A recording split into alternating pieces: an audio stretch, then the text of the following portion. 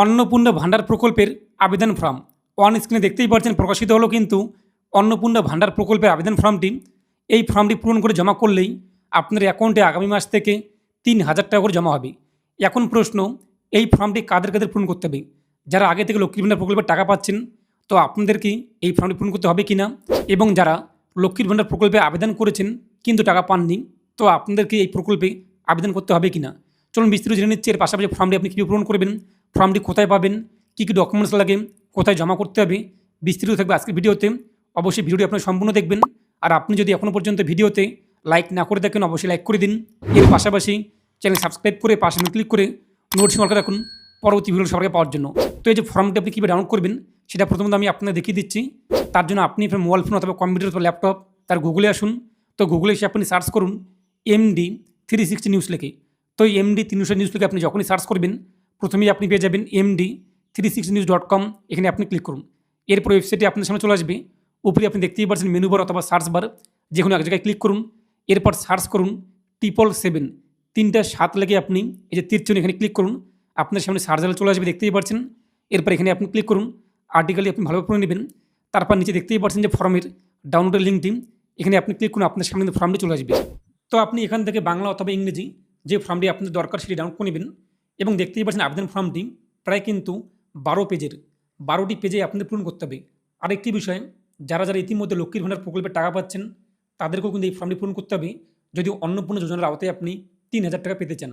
এর পাশাপাশি যে সমস্ত মা বোনদের বয়স 25 থেকে 60 বছর বয়সের মধ্যে রয়েছে এবং আপনি আগে লক্ষ্মীর ভাণ্ডার প্রকল্পে আবেদন করেছিলেন কিন্তু টাকা পাননি, সেক্ষেত্রে আপনার আবেদন জানাতে হবে। এবং আপনি চাইলে বাংলা অথবা ইংরেজি যে ফর্মটি আপনার দরকার সেটি পূরণ করবেন। এবং কী কী ডকুমেন্ট জমা করতে হবে ফর্মটি পূরণ করার সময় আপনি বুঝতে পারবেন যে কোন কোন তথ্যগুলো আপনি এখানে বসালেন। যে সমস্ত তথ্য আপনি এখানে ইনপুট করবেন সেই সমস্ত ডকুমেন্টসই আপনার জেরক্স কিন্তু এই ফর্মের সঙ্গে জমা করতে হবে। এখন আসি আমার ফর্মটি আমরা কীভাবে পূরণ করব। এবং আপনি যদি এই ফর্মটি পূরণ করতে না পারেন তো আপনি আপনার নিকটবর্তী বিডিও অফিস অথবা যে পৌরসভা রয়েছে সেখানকার আধিকারিকদের সহায়তা নেবেন। এছাড়াও আপনি যাকে ভোট দিয়ে জয়যুক্ত করেছেন আপনাদের যে এলাকার কিংবা আপনাদের যে বিধানসভার MLA কিংবা আপনাদের গ্রামের যে পঞ্চায়েত প্রধান রয়েছে ওনাদের আপনি সহযোগিতা নেবেন। ওনারা আপনাদের কিন্তু সহযোগিতা করবে এই ফর্মটি পূরণ করার ক্ষেত্রে। তো এখানে বলা হয়েছে প্রতিটি ঘর বাধ্যতামূলক, প্রতিটি বিভাগ। প্রথমত কী রয়েছে বিভাগ, এরপর বিকল্প, এরপর নির্দেশনা। বিভাগের মধ্যে রয়েছে পারিবারিক পরিচয়। প্রথমত রয়েছে পরিবারের প্রধানের নাম, পরিবারের হেড। আপনার পরিবারের প্রধান কে, আপনার বাবা নাকি আপনার মা নাকি আপনি, কে আপনার পরিবারের প্রধান কর্তা সেই ব্যক্তির নাম উল্লেখ করে দেবেন আধার কার্ড দেখে দেখে। এই যে বাংলা ফর্মটি, বাংলা ফর্মে আপনি চাইলে ইংরেজিতেও নাম উল্লেখ করতে পারেন অথবা ইংরেজি ফর্মটি আপনি পূরণ করতে পারেন অথবা আপনি বাংলাতেও উল্লেখ করতে পারেন। আধার কার্ডে যার নাম রয়েছে তা দেখে দেখে আপনি নামটি বসিয়ে দেবেন। তারপর জন্ম তারিখ, পরিবারের প্রধানের date of birth Aadhaar card অথবা ডকুমেন্টস দেখে দেখে উল্লেখ করে দেবেন। পরিবারের প্রধানের লিঙ্গ পুরুষ নাকি মহিলা নাকি অন্যান্য তা উল্লেখ করে দেবেন। পরিবারের প্রধান যে হেড যার নাম আপনি উল্লেখ করলেন তার আধার কার্ড নাম্বার বসিয়ে দেবেন। যদি আপনার ডিজিটাল রেশন কার্ড থাকে এক কথা ডিজিটাল রেশন কার্ডের পারিবারিক ID নাম্বার তাহলে আপনি বসিয়ে দেবেন, আর যদি না থাকে এটি আপনি ফাঁকা রাখবেন। এবং বলা হচ্ছে আপনার পরিবারের সদস্য সংখ্যা কত, পরিবারে আপনাদের টোটাল কতজন সদস্য, 5 জন 7 জন নাকি 6 জন নাকি 4 জন নাকি 3 জন, তা লিখে দেবেন সংখ্যায় 5 3 4 7 যা হয়ে থাকে। ঠিকানা স্থায়ী ঠিকানা, এখানে আপনি আপনার সম্পূর্ণ ঠিকানা বসিয়ে দেবেন। গ্রাম, পোস্ট, ওয়ার্ড, পুলিশ স্টেশন, থানা, ডিস্ট্রিক্ট, পিনকোড যা যা রয়েছে সম্পূর্ণ ঠিকানা। তারপর যোগাযোগ নাম্বার, যে নাম্বারটি আপনার আধার কার্ডে লিঙ্ক রয়েছে সেই মোবাইল নাম্বারটি বসিয়ে দেবেন। তারপর নাম, জন্ম তারিখ, লিঙ্গ, পরিবারের প্রধানের সঙ্গে সম্পর্ক, আধার কার্ড নং এগুলো উল্লেখ করতে হবে। এবং ডান দিকে দেখতেই পাচ্ছেন অন্নপূর্ণা যোজনার জন্য আবেদন করা হচ্ছে এবং তার পাশে আরেকটি কলাম 5 বছরের কম হলে আধার কার্ডের ঘরে এনে চিহ্নিত করুন। প্রথমত রয়েছে কি পরিবারের প্রধান। পরিবারের প্রধান যদি অন্নপূর্ণা যোজনায় আবেদন করে থাকে, এখন আমরা এখানে পরিবারের প্রধানে ধরুন বাবার নাম উল্লেখ করেছি যেহেতু তিনি পুরুষ এবং বাবা আমাদের যেহেতু অ্যাপ্লাই করতে পারবে না, অযোগ্য একজন ব্যক্তি, তাই যে হেয়ার বক্সটি এটা আপনি ক্লোজ করে দেবেন অথবা এটি আপনি ফাঁকা রাখবেন। এরপর আপনি কী করবেন, যদি আপনি পরিবারের প্রধান একজন মা হয়ে থাকে কিংবা একজন মহিলা হয়ে থাকে এবং সেই মহিলায় অন্নপূর্ণা যোজনায় আবেদন করবে তাহলে যে পরিবারের প্রধানের সোজা যে ঘরটি, হ্যাঁ এই বক্সে আপনি টিকমার্ক করবেন। তারপর সদস্য, এখন আপনার পরিবারের টোটাল কতজন সদস্য তাদের নাম উল্লেখ করে দেবেন। সদস্য নং 1-এ নাম, আর আপনাদের পরিবারের প্রধান যদি বাবা হয়ে থাকে তাহলে সদস্য নং 1-এ মায়ের নাম এখন বসিয়ে দেবেন। তারপর যে বড় রয়েছে আপনাদের একদম ভাই বোনের মধ্যে তার নাম উল্লেখ করবেন সদস্য 2-তে, এরপর সদস্য 3-তে, এরপর যে বড় রয়েছে এরপর সদস্য 4-এ আপনি এখানে বসিয়ে দেবেন। এখন প্রশ্ন, পরিবারের প্রধান আপনি বাবা, তাহলে আপনি কী করবেন সদস্য নং 1-এ আপনাদের মায়ের নাম কিংবা সেই মহিলার নাম উল্লেখ করে দেবেন, তার জন্ম তারিখ, তার লিঙ্গ, পরিবারের প্রধানের সঙ্গে তার সম্পর্ক কী রয়েছে, স্বামী স্ত্রী নাকি এক কথায় মেয়ে বাবা যা হয়ে থাকে বা কন্যা পিতা যা সম্পর্ক তা উল্লেখ করে দেবেন। আধার কার্ড নাম্বার বসিয়ে দেবেন। এখন এই মহিলা যেহেতু অন্নপূর্ণা যোজনায় আবেদন করবে, তাই যে পাশে হ্যাঁ এই বক্সে আমরা টিকমার্ক করে দেবো। তারপর সদস্য 2, এখন আপনাদের পরিবারে আর কোন কোন সদস্য রয়েছে, এক কথায় আপনার ভাই অথবা বোন অথবা কে কে রয়েছে তাদের নাম উল্লেখ করে দেবেন একই রকমভাবে। যেহেতু সেই ব্যক্তি অন্নপূর্ণা যোজনা আবেদন করবে না, তাই যে হ্যার বক্স এটা আমরা কোনো কিছু করবো না, আপনি ক্লোজ করে দিতে পারেন, এক কথায় কাটা চিহ্ন দিতে পারেন অথবা ফাঁকা রাখবেন। তারপর সদস্য 3, একরকম যদি আপনার পরিবারের আরও সদস্য থেকে আপনার ভাই থেকে ধরুন আপনাদের 3 ভাই বোন, তারা প্রত্যেকের নাম আপনি এভাবে বসিয়ে দেবেন। এখন আপনার পরিবারে মা অ্যাপ্লাই করলো, এখন আপনি একজন মেয়ে, আপনারও বয়স 25-এর অধিক রয়েছে, সেক্ষেত্রে আপনি অ্যাপ্লাই করতে চান। এখন এখানে আপনি আপনার নাম বসিয়ে দিলেন, বয়স অনুযায়ী আপনি সাজিয়ে দেবেন। প্রথমে মায়ের নাম, এরপর আপনাদের বয়স যে ভাই কিংবা বোন বড় রয়েছে তার নাম, এরপর আর একটু ছোটো এভাবে আপনি বসিয়ে দিলেন। এখন দেখলেন যে এই মহিলা কিংবা এই মেয়ে কিংবা এই বোন আপনাদের অন্নপূর্ণা যোজনা আবেদন করবে, বয়স 25-এর মধ্যে রয়েছে, 25 থেকে 60-এর মধ্যে, তাহলে তার পাশের বক্সে হ্যাঁ এই বক্সে টিকমার্ক করে দেবেন। যদি আপনার পরিবারে কোনো সদস্য কিংবা কোনো সন্তান থাকে যার বয়স 5 বছরের কম, তাহলে যে আধার কার্ডের ঘর এখানে এনে লিখে দেবেন। তারপর এইভাবে আপনি সদস্য উল্লেখ করে দেবেন। তারপর 10 নম্বরে বলা হয়েছে পরিবারের প্রধান এবং পরিবারের সকল প্রাপ্তবয়স্ক সদস্যদের ব্যাঙ্ক অ্যাকাউন্ট উল্লেখ করতে হবে। যে সমস্ত সরকারি সুবিধা পাঠানো হবে আপনার অ্যাকাউন্টে, তাই এখানে ব্যাঙ্কের তথ্য উল্লেখ করতে হবে। হেড অফ ফ্যামিলি, প্রথমত পরিবারের যে কর্তা প্রধান তার ব্যাংকের নাম কী রয়েছে, স্টেট ব্যাঙ্ক নাকি কানাড়া নাকি ওয়েস্ট বেঙ্গল গ্রামীণ ব্যাঙ্ক নাকি সেন্ট্রাল ব্যাঙ্ক, তা লিখে দেবেন। অ্যাকাউন্ট নম্বর বসিয়ে দেবেন, আইএফসি কোড উল্লেখ করে দেবেন। আর অবশ্যই বলা হয়েছে কিন্তু ডিবিটি ক্রেডিটের জন্য আধার লিঙ্কযুক্ত ব্যাঙ্ক অ্যাকাউন্ট প্রদান করুন। অবশ্যই আপনি ব্যাঙ্ক অ্যাকাউন্টে আধার কার্ড নাম্বার লিঙ্ক করা থাকতে হবে এবং পাশাপাশি ব্যাঙ্ক অ্যাকাউন্টে ডিবিটি লিঙ্ক থাকতে হবে, সেই অ্যাকাউন্টে আপনার টাকাটা কিন্তু জমা হবে। এরপর সদস্য নং 1, এই সদস্য নং 1-এ আপনি যার নাম উল্লেখ করবেন, যে মহিলা কিংবা যে মেয়ের নাম কিংবা সন্তানের নাম, তার আপনি এখানে অ্যাকাউন্টে তথ্য উল্লেখ করে দেবেন, অ্যাকাউন্ট নাম্বার, এবার ব্যাঙ্কের নাম, আইএফসি কোড, এভাবে আপনি এগুলো বসিয়ে দেবেন। 1 নম্বরে আপনি যার নাম উল্লেখ করেছেন তার তথ্য 1 নম্বরে দেবেন, 2 নম্বরে যার নাম উল্লেখ করেছেন তার 2 নম্বরে তার ব্যাঙ্কের তথ্য উল্লেখ করে দেবেন, 3 নম্বরে তার ব্যাঙ্কের তথ্য উল্লেখ করে দেবেন, এইভাবে আপনি বসিয়ে দেবেন। তারপর নিচে দেখতেই পাচ্ছেন 11 নম্বর এপিক, হেড অফ ফ্যামিলি এবং সকল প্রাপ্তবয়স্ক সদস্য ভোটার তালিকার অংশ নম্বর সহ। হেড অফ ফ্যামিলি, আপনার পরিবারের যে প্রধান যার নাম আপনি উল্লেখ করেছেন প্রথমেই হেড অফ ফ্যামিলিতে, সেই ব্যক্তির এপিক নং অর্থাৎ ভোটার কার্ড নাম্বার বসিয়ে দেবেন। এরপর বিধানসভা ক্ষেত্র এবং অংশ নং, এগুলো আপনি কিন্তু ভোটার্স সার্ভিস যে পোর্টাল রয়েছে কিংবা votersECA.gov.in, সেই পোর্টালে গিয়ে কিন্তু খুব সহজে আপনি ভোটার কার্ড নাম্বার দিয়ে সার্চ করে দেখতে পারবেন যে আপনাদের বিধানসভা নং এবং অংশ নং কত রয়েছে, পার্ট নং কত রয়েছে, এগুলো আপনাদের উল্লেখ করতে হবে। প্রথমত হেড অফ ফ্যামিলির ভোটার কার্ড নাম্বার, তারপর বিধানসভার নাম এবং অংশ নাম্বার বসিয়ে দেবেন। এরপর সদস্য 1, একই রকম আপনি এখানে সদস্য 1-এ কার নাম উল্লেখ করেছেন সেই ব্যক্তির এখানে ভোটার কার্ডের তথ্য উল্লেখ করে দেবেন এবং ভোটার কার্ডের অংশ নাম্বার বসিয়ে দেবেন। তারপর বিভাগ, আপনি কি ইউআর নাকি ইডাব্লিউএস নাকি এসসি নাকি এসটি নাকি ওবিসি নাকি পিভিটিজি যা হয়ে থাকে সেই বক্সে টিকমার্ক করে দেবেন। এখানে আপনাদের কিন্তু বলা হয়েছে আপনার কি ডিজিটাল রেশন কার্ড রয়েছে কিনা। যদি থাকে ডিজিটাল রেশন কার্ড, অন্তর্দায় অন্ন যোজনা, এসপিডাব্লিউএস কিংবা আরকিউসি 1 কিংবা আরকিউসি 2 অথবা ভর্তুকিহীন যা রয়েছে, যেহেতু আমাদের ডিজিটাল রেশন কার্ড রয়েছে এখানে আমরা হ্যাঁ করবো। যদি ডিজিটাল রেশন কার্ড না থাকে আপনি নাতে টিকমার্ক করবেন। যদি হ্যাঁ হয় তবে কোন কার্ডের রয়েছে আপনার পরিবারে, এই যে অন্তর্দায় নাকি পিডাব্লিউএস নাকি এসপিডাব্লিউএস নাকি আরকিউসি 1 নাকি 2 নাকি ভর্তুকিহীন, সেই বক্সে টিকমার্ক করবেন। এবং বলা হয়েছে পরিবারটি রেশন দোকান থেকে মাসিক রেশন তুলছেন কিনা, আপনি কি রেশন দোকান থেকে মাসিক রেশন তুলেন কিনা, যদি তুলে থাকেন হাতে টিকমার্ক করুন, যদি না তুলে থাকেন নাতে টিকমার্ক করবেন। সম্পদ, এখন বলা হয়েছে বাড়ির ধরন, আপনার বাড়িতে কি 3 বা তার বেশি পাকা ঘর রয়েছে কিনা। যদি আপনার বাড়িতে 3টি বা তার বেশি পাকা ঘর থাকে তাহলে এই যে হ্যাঁ এই বক্সে টিকমার্ক করবেন, আর যে না থাকে নাতে টিকমার্ক করবেন। পারিবারিক জমির মালিকানা, এখানে বলা হয়েছে কিন্তু আপনাদেরকে জমির মালিকানা রয়েছে কিনা, যদি থাকে হাতে টিকমার্ক করবেন, না হলে নাতে টিকমার্ক করবেন। সাথে রেজিস্ট্রেশন নথি, মিউটেশনের কপি এবং আরওআর, দেখতেই পাচ্ছেন এই সমস্ত তথ্য, জমির রেকর্ডের কপি, এগুলো আপনাদের কিন্তু এই ফর্মের সঙ্গে জমা করতে হবে। অর্থাৎ আপনি যা যা তথ্য কিনে উল্লেখ করবেন তার জেরক্স কিনে আপনি জমা করতে হবে। সেটা ব্যাংকের তথ্য আপনি যা যা দিয়েছেন, একটা নাম উল্লেখ করলেন, প্রত্যেকের ব্যাংকের তথ্য, আধার কার্ড, রেশন কার্ড, এই যে দেখতে রেজিস্ট্রেশন কপি জমির, এগুলো জমা করতে হবে। তার পাশাপাশি বলা হয়েছে পরিবারের সকল সদস্যের মোট জমির পরিমাণ। আপনার পরিবারে 5 জন কিংবা 6 জন কিংবা 4 জন যে সদস্য রয়েছে, যে এক কথা ছেলে মেয়ে বাবা এবং আপনার মা, প্রত্যেকের মিলে কতগুলো জমি রয়েছে, টোটাল জমি কিন্তু শতকে এখানে উল্লেখ করতে হবে। এর পাশাপাশি যানবাহন, আপনি বা পরিবারের কোনো সদস্যর কি অবাণিজ্যিক মোটর চালিত 4 চাকার গাড়ি রয়েছে কিনা, যদি থাকে হ্যাঁতে টিকমার্ক করুন। যদি হ্যাঁ হয় তবে গাড়ির সঙ্গে উল্লেখ করুন কটি আপনার গাড়ি রয়েছে মোটর চালিত 4 চাকা গাড়ি, 2টি বা 1টি বা নেই। যদি না থাকে নাতে টিকমার্ক করবেন, হ্যাঁ যদি থাকে হ্যাঁতে টিকমার্ক করে কতগুলো তা উল্লেখ করে দেবেন। গাড়ির রেজিস্ট্রেশন নাম্বার আপনাদের এখানে কিন্তু বসাতে হবে। গাড়ি বলতে এখানে কী বলা হয়েছে, গাড়ি, জিপ, ট্রাক্টর অন্তর্ভুক্ত করুন যদি হ্যাঁ হয়। সাথে কিন্তু মডেল নাম্বারও উল্লেখ করতে হবে, যাদের বাড়িতে ট্রাক্টর রয়েছে তাদের ক্ষেত্রেও কিন্তু।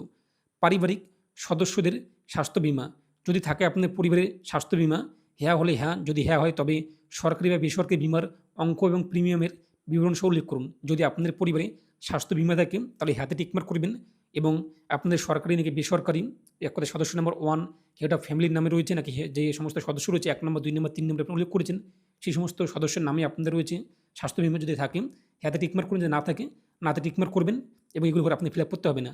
তারপর নিচে আপনি চলে আসবেন আয় এবং পেশা। কোনো সদস্য কি আয়কর বা পেশাগত কর প্রদান করে কিনা, আপনার পরিবারের কোনো সদস্য কি এক কথায় ইনকাম ট্যাক্স পে করে কিনা, যদি করে থাকে হাতে টিকমার্ক করবেন, আর যদি না করে থাকে নাতে আপনি টিকমার্ক করবেন।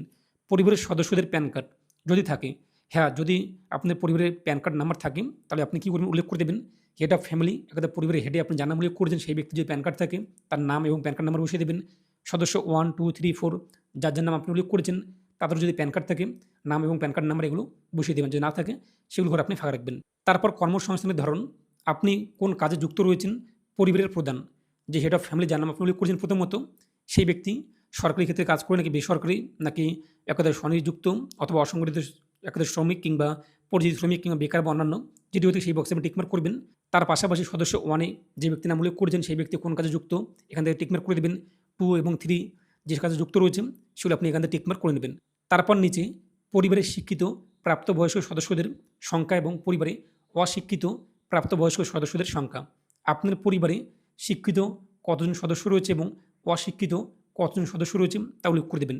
পরিবারের সকল শিক্ষিত প্রাপ্তবয়স্ক সদস্যদের সর্বোচ্চ শিক্ষাগত যোগ্যতা প্রদান করুন। তো এখানে কিন্তু প্রাপ্তবয়স্ক বলা হয়েছে, অর্থাৎ 18 বছরের ঊর্ধ্বে প্রাপ্তবয়স্ক। পরিবারের প্রধান শিক্ষিত নাকি অশিক্ষিত নাকি সর্বোচ্চ শিক্ষিত যোগ্যতা কী রয়েছে, যদি আপনার পরিবারের প্রধান শিক্ষিত হয়ে থাকে শিক্ষিত টিকমার্ক করবেন এবং সর্বোচ্চ যোগ্যতা অষ্টম শ্রেণী পাস নাকি মাধ্যমিক উচ্চ মাধ্যমিক তা লিখে দেবেন।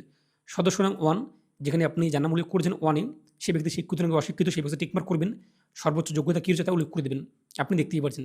এরপর বলা হয় যে কোনো সদস্য কি কোনো সাংবিধানিক পদ, মন্ত্রী অথবা সাংসদ অথবা বিধায়ক কিংবা পৌরস্থানীয় সংস্থা এবং পঞ্চায়েত সংস্থার প্রাক্তন বা বর্তমান ধারক কিনা যদি থাকে হাতে টিকমার্ক করবেন এবং কোন পদে রয়েছেন তার সদস্য নং কী রয়েছে তা উল্লেখ করে দেবেন, আর যদি না হয়ে থাকে নাতে আপনি টিকমার্ক করবেন। কোনো সদস্য কি সরকারি পেনশনভোগী কিনা, যদি সরকারি পেনশন পেয়ে থাকে হাতে টিকমার্ক করবেন এবং কত নম্বর সদস্য আপনাদের হেড অফ ফ্যামিলি নাকি 1 2 3 যেটা আপনি যার নাম উল্লেখ করেছেন কোন ব্যক্তি তা উল্লেখ করবেন, যদি না হয়ে থাকে নাতে টিকমার্ক করবেন। কোনো সদস্য কি জিএসটির অধীনে নিবন্ধিত রয়েছে কিনা, এত কোনো সদস্য কি জিএসটিতে নিবন্ধিত রয়েছে কিন্তু থাকে হাতে টিকমার্ক করবেন, যে না হয়ে থাকে নাতে টিকমার্ক করবেন, যদি হয় জিএসটি নাম্বার উল্লেখ করতে হবে। পরিবারের মোট বার্ষিক আয়, আপনার পরিবারের বার্ষিক আয় কত রয়েছে অঙ্কে উল্লেখ করে দেবেন। একথায় বার্ষিক কত টাকা আপনার ইনকাম 72,000 নাকি 80,000 নাকি 96 নাকি 1 লাখ যা হয়ে দেখেন তা উল্লেখ করে দেবেন। অন্যান্য পরিচয়পত্র নথি, কেয়াতে আবেদনের বর্তমান অবস্থা যদি আপনি কেয়াতে অ্যাপ্লাই করে থাকেন, সিএতে অ্যাপ্লাই করে থাকেন তাহলে আপনি এখান থেকে তা উল্লেখ করে দেবেন, আর যদি না করে দেখেন প্রযোজ্য নয় এই বক্সে টিকমার্ক করবেন। হেড অফ ফ্যামিলির ক্ষেত্রে সদস্য 1 যদি কেউ অ্যাপ্লাই করে থাকেন এবং আবেদন নং যদি থাকে আপনার কাছে অথবা সার্টিফিকেট নাম্বার যদি থাকে তা উল্লেখ করে দেবেন, আর না হলে আপনি প্রযোজ্য নয় এই বক্সে আপনি টিকমার্ক করে দেবেন। অন্যান্য কিষাণ ক্রেডিট কার্ড, আপনার কাছে কি কিষাণ ক্রেডিট কার্ড অথবা যে কেসিসি এআরডি অথবা একদম মৎস্যজীবী বা শিল্পী ক্রেডিট কার্ড বা আপনাদের মৎস্যজীবী কার্ড কিংবা স্টুডেন্ট ক্রেডিট কার্ড রয়েছে কিনা, যদি থাকে এবং কার কাছে রয়েছে, পরিবারের হেডের কাছে রয়েছে নাকি সদস্য নং 1 অথবা 2 অথবা 3 অথবা 4 কার কাছে রয়েছে সেই নং উল্লেখ করে দেবেন এখানে এবং তার আইডি সংখ্যা এবং কবে ইস্যু করা হয়েছে তা বসিয়ে দেবেন, যে না থাকে এগুলো আপনি ফাঁকা রাখবেন। তারপর নিচে আপনি চলে আসবেন, যদি এসআইআরে 2026 নাম বাদ পড়ে তবে মামলাটি ট্রাইব্যুনালে বিচারাধীন কিনা, যদি আপনাদের এসআইআর নাম বাদ যায় এবং আপনি ট্রাইব্যুনালে আপিল করে থাকেন তাহলে কোন ব্যক্তি আপিল করেছে, 1 নম্বর ব্যক্তি নাকি একদা পরিবারের প্রধান নাকি সদস্য 2 নাকি 3 যে ব্যক্তি হয়ে থাকে যার নাম আপনি উল্লেখ করেছেন, যদি হয় তাহলে হ্যাঁ, যদি হয় তবে মামলার বিবরণ উল্লেখ করে দিয়ে আপনি মামলার বিবরণ উল্লেখ করে দেবেন। এক কথায় আপনি যে আপিল করেছেন যে একটা নাম্বারটি রয়েছে আপনার টোকেন নাম্বার কিংবা আপিল আইডি সেই নাম্বারটি বসিয়ে দেবেন, আর যদি না হয়ে থাকে আপনি আপিল করেননি প্রযোজ্য নয়, পরিবারের প্রধান কিংবা সদস্য 1 2 3 এগুলো প্রযোজ্য নয়, এগুলো আপনি টিকমার্ক করে দেবেন। তারপর বলা হয়েছে কিন্তু সামাজিক মর্যাদা এবং নির্ভরশীল ব্যক্তিগণ বিদ্যালয়ে অধ্যয়নরত পরিবারের সকল শিশুর বিবরণ, যদি আপনাদের পরিবারে কোনো শিশু থাকেন যিনি বর্তমানে বিদ্যালয়ে পড়াশোনা করছেন সদস্য নং 1 দেখতে পাবেন শিশু সদস্য, এখানে শিশুর নাম উল্লেখ করে দেবেন, শ্রেণী কী রয়েছে বিদ্যালয়ের নাম, ধরন কী রয়েছে বিদ্যালয়টি, এক কথায় সরকারি নাকি বেসরকারি নাকি সরকারি সাহায্যপ্রাপ্ত নাকি স্পন্সর বিদ্যালয় তা উল্লেখ করে দেবেন। এর পাশাপাশি বলা হয়েছে বিদ্যালয়ের ধরন অন্যান্য নির্বাচন করলে, যদি আপনি অন্যান্য নির্বাচন করে দেখেন যে দেখতেই পাচ্ছেন যে অন্যান্য সেক্ষেত্রে তা উল্লেখ করতে হবে ওপেন নাকি ওপেন স্কুল নাকি হোম স্কুল ইত্যাদি তা বসিয়ে দেবেন। যদি আপনাদের পরিবার আরও শিশু সদস্য থাকে 2 নম্বরে আপনি সেই শিশুর নাম উল্লেখ করে দেবেন, কোন স্কুলে পড়াশোনা করে থাকেন এগুলো আপনি বসিয়ে দেবেন। প্রথমে তো আপনি তার তথ্য উল্লেখ করবেন, তার পাশাপাশি এখানে কিন্তু শিশু সদস্যদেরও তথ্য উল্লেখ করতে হবে। তারপর নিচে আপনি চলে আসবেন, দেখতেই পাচ্ছেন শিশুদের টিকাকরণের বর্তমান অবস্থা, যদি আপনাদের পরিবারে শিশু সদস্য থাকে তার টিকাকরণ হয়েছে কিনা, টিকা দিয়েছেন কিনা, যদি না হয়ে থাকে তাহলে না, যদি টিকাকরণ হয়ে যায় সম্পূর্ণ হয়েছে তাহলে হাতে আপনি টিকমার্ক করবেন, সদস্য 2 3 ইত্যাদি দেখতেই পাচ্ছেন। সরকারি প্রকল্পের আওতায় সুবিধা। আপনি কি কোনো সরকারি প্রকল্পের সুবিধা ডিবিটির মাধ্যমে পাচ্ছেন? আপনি কি ইতিমধ্যেই কোনো সরকারি সুবিধা পাচ্ছেন কিনা কোনো প্রকল্পের টাকা? যদি পেয়ে থাকেন হাতে টিকমার্ক করবেন। পরিবারের প্রধান যদি পেয়ে থাকেন হাতে টিকমার্ক করে কোন প্রকল্পের টাকা পাচ্ছে? কৃষক বন্ধু নাকি পিএম কিষাণ নাকি বয়স্ক ভাতা কিংবা বৃদ্ধ ভাতা, একটা কোন প্রকল্পের টাকা পাচ্ছেন? তো এখানে ১, ২, ৩, ৪, ৫ যে সমস্ত প্রকল্পের আপনি সুবিধা পাচ্ছেন সেই সমস্ত প্রকল্পের নাম পরপরভাবে আপনি লিখে দেবেন। পরিবারের প্রধানের ক্ষেত্রে যদি কোনো পরিবারের প্রধান আপনাদের প্রকল্পের লাভ পেয়ে থাকে, সুবিধা পেয়ে থাকে, হাতে টিকমার্ক করবেন, না হলে নাতে টিকমার্ক করবেন। এরপর সদস্য নাম 1 যদি যেন আপনি উল্লেখ করেছেন সদস্য নাম 1 যে ব্যক্তির নাম, সে যদি কোনো প্রকল্পের সুবিধা পেয়ে থাকে ১, ২, ৩, ৪, ৫ এইভাবে আপনি বসিয়ে দেবেন। আর না হলে নাতে আপনি টিকমার্ক করে দেবেন। তারপরে যে ২ নম্বর বাদ দেওয়া হলে কারণ, এটা কিন্তু আপনাদের জন্য না, অফিসাররা এটা পূরণ করবে। এরপর নিচে বলা হচ্ছে আমি এই মর্মে ঘোষণা করছি যে উপরে প্রদত্ত তথ্য আমার জ্ঞান এবং বিশ্বাস অনুযায়ী সত্য এবং প্রযোজ্য ক্ষেত্রে আমি সকল সহায়ক নথি প্রদান করেছি এবং উপরে উল্লেখিত কোনো মানদণ্ড বাদ দেইনি। আমি অবগত যে আমার প্রদত্ত কোনো তথ্য মিথ্যা প্রমাণিত হলে আমার সামাজিক সুরক্ষা সংক্রান্ত সুবিধা সমূহ বন্ধ হয়ে যেতে পারে। তারপরে যে সম্মতি এই বক্স টিকমার্ক করে নিচে আপনি সিগনেচার করে দেবেন। এই যে শুধুমাত্র সরকারি ব্যবহারের জন্য, এটা আপনার জন্য না, কিন্তু এটা সরকারিরা কিন্তু একদায় সরকার যে রয়েছে আধিকারিক ওরা কিন্তু পূরণ করবে এবং নিচে দেখতেই পাচ্ছেন আপনাদের এখানে ওনারাই কিন্তু সুপারিশ করবে ইত্যাদি বিষয়গুলো। তো আশা করি বুঝতেই পারলেন ফর্মটি প্রায় ১২ পেজের একটি ফর্ম। এই ফর্মটি আপনার সঠিকভাবে পূরণ করতে হবে, কোনো কিছু ভুল করা যাবে না। যদি আপনারা বুঝতে অসুবিধা হয়ে থাকে নিকটবর্তী বিডিও অফিস রয়েছে আপনাদের, অথবা আপনার পৌরসভা রয়েছে, অথবা আপনার কর্পোরেশন রয়েছে, অথবা আপনাদের যে এমএলএ রয়েছে যেনাকে আপনি ভোট দিয়ে জয়যুক্ত করেছেন ওই ব্যক্তি রয়েছেন, ওনাদের কাছে আপনার সহায়তা নেবেন, ওরা আপনাদের সহায়তা করবে। আর অবশ্যই ভিডিওটি প্রত্যেকে শেয়ার করে জানিয়ে দিন।